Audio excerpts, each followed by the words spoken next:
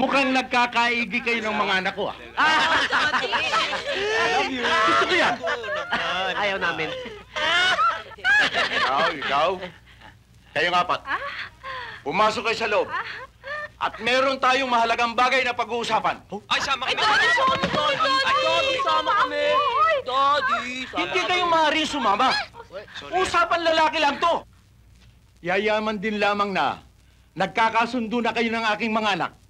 Makasal lang kayo. Kayong lahat, gagawin kong branch manager ng aking kumpanya. O ano? Gusto nyo ba o gusto nyo na? Para walang ako yun eh. Pero, bibigyan ko kayo ng pagkakataon makapag-isip. Ngayon din. Mahirap pong mag-isip ng gutom eh. Oh, di kumain kayo. Bagay, tama-tama lang ito lahat sa akin eh. Langaw. Suwapang naman ito.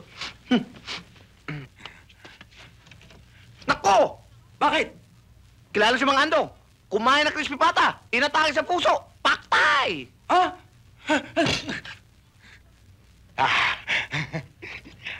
Si Bakarding! Kumain na manok! Arthritis! Patay!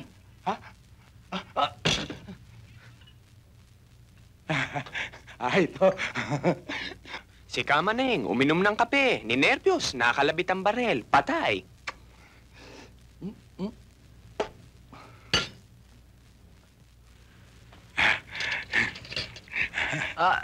Si Aling Titing. Kahapon, kumain ng pansit. Tay? Humaba ang buhay. Kanina lang namatay. Sinasabi ko na nga bang papayag kang tumira sa akin. My brother Marcelo.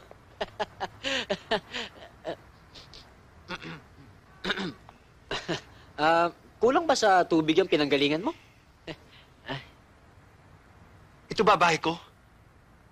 Isa lamang ito sa 18 mong bahay, Marcelo. 18? Oo, tama. 18. Pero pa doon yung sa United States, sa Europa, at sa Umping. Wow! Mayaman ako? Hindi lamang mayaman, kundi saksakan na tinamaang buwisit na hayop na oh wow na tumas na yaman. Ano, my big brother?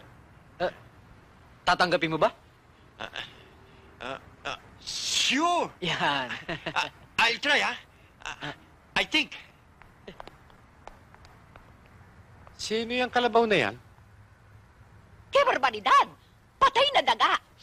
Meron bang patay na daga dito sa inyo na kasa? Hindi ho patay na Mickey Mouse ang naaamoy ninyo. Ang nasisinghot ninyo ay yung nagre-return to the comeback, si Marcelo, ang aking kakambal. Marcelo? Siya, si Marcelo. Tadeo, parang gusto kong himatayin. Sa palagay mo kaya, I can himatayin. Wag muna, Sabel. Wag muna. Sino naman tong mga gurang na to? Marcelo, siya ang Tito Tadeo at si Tita Isabel. Related to ko sila? Oo. Hindi mo ba halikan si Tito Tadeo at si Tita Isabel? Go ahead, come on. Uncle John! Arayok! Jezabel! Marcelo, wag! Tsahin mo yan! Isabel! Mali ang ating hula. Siyata. Napun ako nga. Mother. Kailangan nang magdaya itong mga daliring ito. Mother, even though I'm hungry, I cannot accept all the things that come from cheating. You see this? Read this. See, there's a vacant lot for an English teaching. I can teach English. Ikaw, magtuturo ng Ingles? Ay, naku! Thank you, Mother, for your complimentary passes.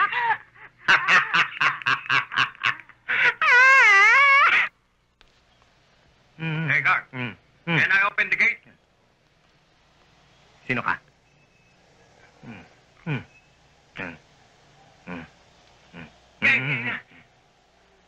Hindi pwede, hindi pwede. Hey, guard. You don't understand English? Okay. I'll explain it in Filipino language. Teka sandali. Pin your ID properly. ID. No ID. Hindi ka pwedeng pumasok. You don't understand English. Okay. I will use national language. Buksan mo yung pinto. My golly, very hard to talk in Tagalog. Sandali. Hindi mo ba naiintindihan talaga? Walang ID. Hindi ka pwedeng pumasok. Sige, malis ka na. But I want to talk to the principal. I have my summit conference to him. Understand? Naninigaw ka yata dahil dinadaan mo yata sa laki. Don't move! Don't go! Guard! Anong problema? Ano ma'am? Si ma'am, nagpupumilit pumasok eh. Hindi naman pwede pumasok. Walang ID eh. Anong problema? Yan batuta mo nakakastorbo eh. Anong problema ninyo? Lady, because I have my summit conference to the principal of this school. And this gully person is refusing me to enter in this gully gate. This gully, hindi ka pwede Ma'am, hindi pwedeng pumasok. Walang ID eh. Hindi eh. Meron naman pala siyang appointment kay Mr. Dakoy-Koy eh. Di papasukin na lang, di ba? At saka sasamahan ko na lang kayo sa office of the principal. At saka yung batuta mo, sinabi ko na nakakastorbo eh. Baba mo na. Batuta ko, ma'am. Papasukin mo na lang kami, please. Yes, ma'am.